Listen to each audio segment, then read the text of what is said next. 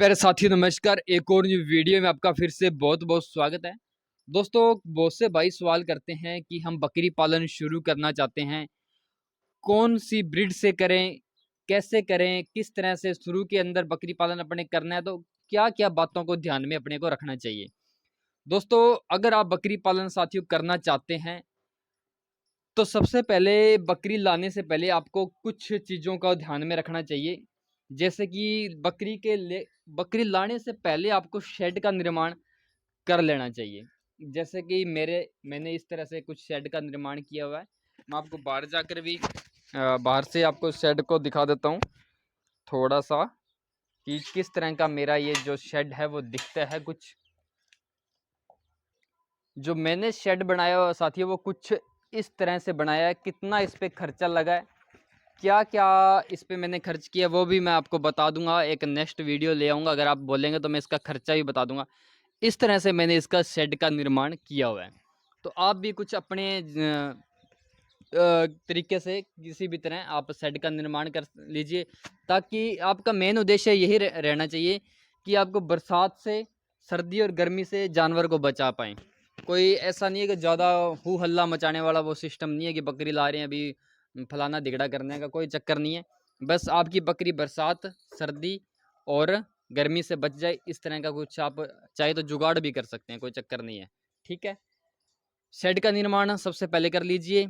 उसके बाद आपको क्या करना है, बकरी लाने से पहले आपको सूखे चारे का स्टॉक करना है, जैसे कि मैं आपको दिखाता हूँ। दोस्तों, इस तरफ मैंने सूखे चारे का स्टॉक किया हुआ है। जैसे कि ये अगर दिखाऊं तो ये है ग्वार का भूसा है, मूंग का भूसा है, और इसके अलावा इस तरफ मैंने दाना रखा हुआ है, जौ रखे हुए हैं, कुछ गेहूं है। तो आपको जब भी आप बकरी खरीद के लाएं तो आप ये सूखे चारे का स्टॉक ज़रूर कर लीजिए। मेनली साथियों यही चीज़ें हैं कि आपको सूखे चारे और शेड का निर्माण बकरी खरीदने से पहले करना चाहिए। अब बात करते हैं कि अपने को बकरी है जो फार्मिंग है वो कौन सी ब्रीड से करनी है।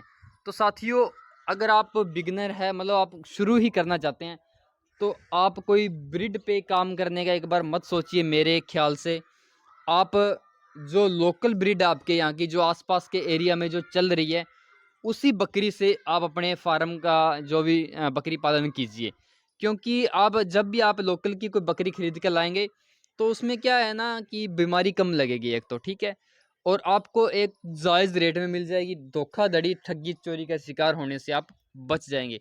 अगर आप जैसे कि आप किसी जगह से दूसरी साइड से मंगवाएंगे, जैसे कि आप बिहार में हैं तो मथुरा से बर्बरी मंगवा रहे हैं, तो आपको कई बार ठगी का शिकार भी होना पड़ जाता है। और कुछ बकरियां रास्ते में आते आते ही मर जाती है, ट्रेवलिंग करके आती है तो पीपीआर भी बकरियों को हो जाती है, कुछ बहुत सी बीमारियां हो जाती है। अगर आप न्यू बकरी पालन करना चाहते हैं तो आप एक बार लोकल ब्रीड से ही कर लीजिए। जब आपको एक्सपीरियंस हो जाएगी साल 2 साल का, तब आप इसको अपग्रेड कर सकते हैं। क्योंकि शुरू में आप कोई भी सी बकरी के रख कर आप स्टार्टिंग कर लीजिए, आपको एक्सपीरियंस हो जाएगा, आपको तजुर्बा आ जाएगा कि किस तरह से बकरी को रखा जाता है, क्या क्या इसकी फीड मैनेजमेंट होती है, कौन कौन सी बीमारी आती है। जब तक साथियों आप प्रैक्टिकली ट्रेनिंग चाहे जितनी मर्जी कर लीजिए, ठीक है, जब तक आप प्रैक्टिकली नहीं करेंगे ना, तब तक आपको कुछ भी समझ में नहीं आने वाला है। ट्रेनिंग हम लोगों ने भी की, पर जब तक हम लोगों ने ट्रेनिंग के अलावा जब तक हम प्रैक्टिकली नहीं हुए, तब तक हम पूरी प्रॉपर तरीके से हमें कुछ भी नहीं समझ में आया था।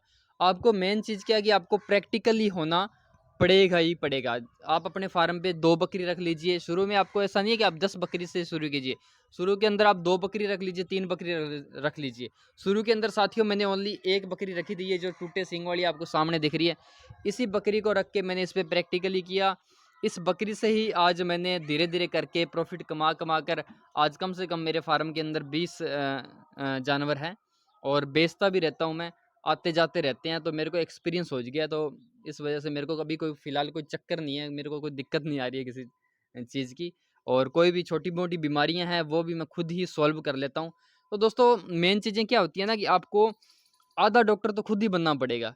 बकरी पालन व्यवसाय ही साथियों कुछ ऐसा है कि आपको बार-बार डॉक्टर को नहीं बुलाना चाहिए। क्योंकि आप बार-बार डॉक्टर को बुलाएँगे ना साथियों, तो आपका खर्चा ना तो डॉक्टर ही लेके चला जाएगा आपकी जो कमाई है।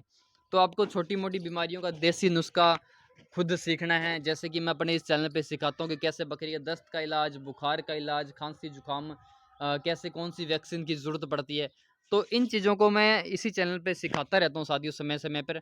और फिलहाल मैं लगभग 4 से 5 साल हो गए हैं साथियों, मैं एक सक्सेसफुल गोट फार्मिंग कर रहा हूँ। मेरे को कोई अभी समस्या का कोई सामना नहीं करना पड़ा है, क्योंकि हमारा ट्रेडिशनल काम है। क्योंकि पहले हमारे जो दादा वगैरह थे, मेरे चाचा वगैरह थे, वो ट्रेडिशनल बकरी पालन, भेड़ पालन कर रहे हैं। तो उनसे मेरे को बहुत एक्सपीरियंस मिला है, बहुत उनसे मेरे को सीखने को मिला है। तो उन चीज़ों को भी मैं आपके साथ शेयर करता हूँ। और आई होप ये वीडियो आपको अच्छा लगा होगा। और वीडियो अच्छा लगा हो तो चैनल को सब्सक्राइब करना साथियों बिल्कुल नहीं भूलिएगा। धन्यवाद।